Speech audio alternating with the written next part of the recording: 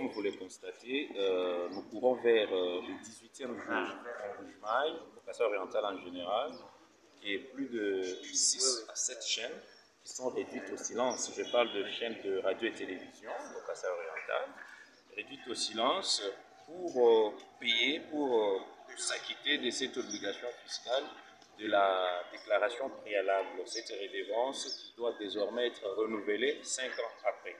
Alors, nous avons constaté que ce n'est pas de bonne loi que nous puissions payer cela. Pourquoi? Parce qu'il y a d'autres chaînes, pas d'autres chaînes plutôt, il y a des sociétés commerciales à travers la République auxquelles on n'a pas posé cette obligation, on n'a pas imposé cette obligation-là. C'est-à-dire, tous les 5 ans, on doit commencer à renouveler. Alors, nous avions été rencontrer l'autorité provinciale intérimaire pour lui faire part de nos inquiétudes et aussi nos peines.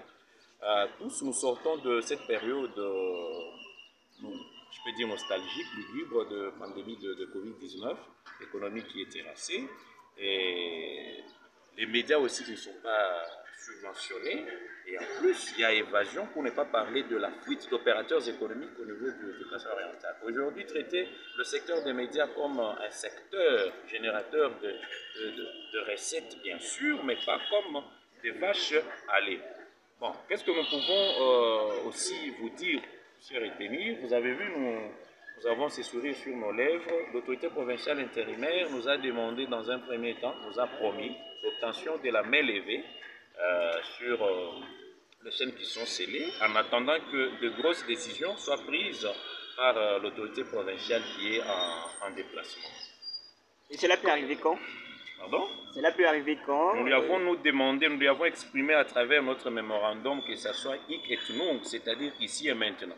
Alors, mais il a trouvé que c'est en fait, les services taxateurs, pour ne pas parler aussi des services d'assiette, n'étaient pas aussi d'abord saisis pour discuter de la question. Mais en attendant, on doit introduire cette demande qui doit rencontrer effectivement aussi notre besoin.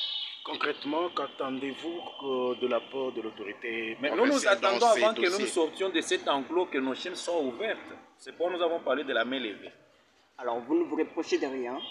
Se reprocher de quoi? Par rapport à l'insolvabilité, par exemple. On nous appelle assujettis, c'est-à-dire nous sommes obligés de payer. Au-delà de dettes réelles, mais nous sommes venus pour la suppression de cet arrêté qui nous impose le renouvellement du paiement de la redevance ou bien de la déclaration préalable.